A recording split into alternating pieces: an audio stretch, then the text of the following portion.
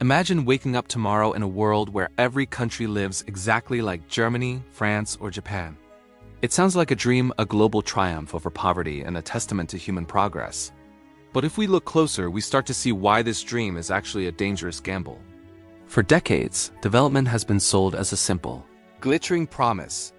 Factories mean jobs, cities mean opportunity, and consumption means comfort.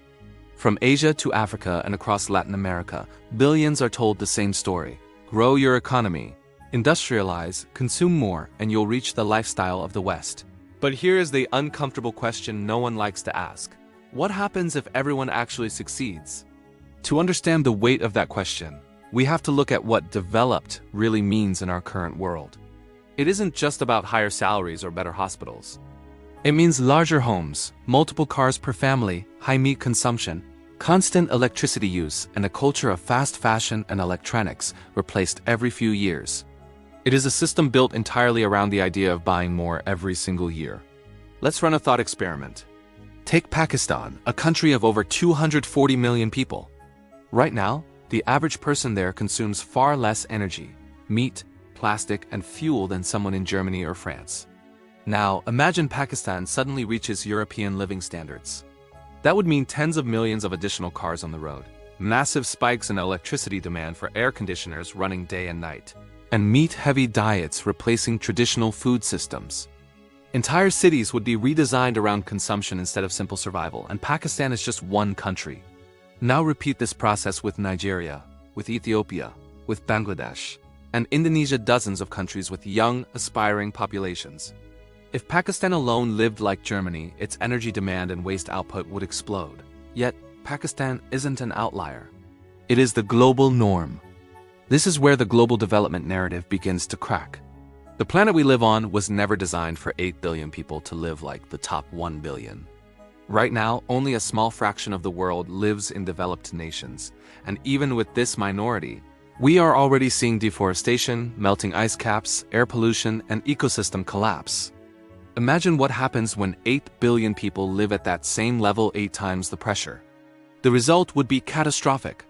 Today, developed countries consume a wildly disproportionate share of global resources, using more metals, land, and water per person than the rest of the world combined. These lifestyles depend on global supply chains that are largely invisible to the consumer. The smartphone in your pocket contains rare earth metals mined thousands of miles away. Your clothes were stitched using water and labor that rarely appear on the price tag. Now imagine trying to scale that system to everyone. We are often told that technology or efficiency will save us, that innovation will allow us to grow without damaging the environment. But history tells a different story. Every time efficiency improves, consumption actually accelerates. When cars become more fuel efficient, people tend to drive more. When electronics become cheaper, people replace them faster. This isn't a moral failure. It's simply how economic systems built on growth behave. Even Europe, often praised for its environmental leadership, hasn't escaped this.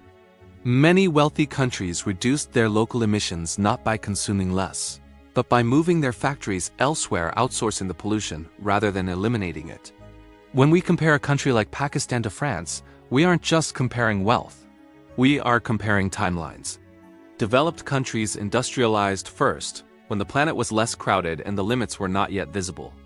Developing countries are arriving late to a system that is already pushing planetary boundaries. This creates a brutal contradiction.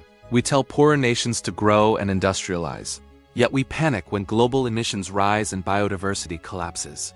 Both cannot happen at the same time under the old rules. This is why terms like net zero, green energy, and the circular economy are no longer just optional slogans or marketing buzzwords. They are prerequisites for survival. Without clean energy, development simply multiplies emissions. Without total waste management, consumption simply multiplies pollution. The uncomfortable truth is that development, as we currently know it, was never designed to be universal. It worked when a minority lived that way, but it breaks the moment everyone tries to join in. Can Earth handle it if all countries become developed? Not in the way development currently works. Not with today's energy systems, waste models, or consumption levels. If every country follows the current blueprint, pollution would rise beyond what the Earth can absorb and ecosystems would collapse faster than they could ever recover. This is why global development can only truly happen if net zero energy and green infrastructure become the foundation of growth, rather than an afterthought.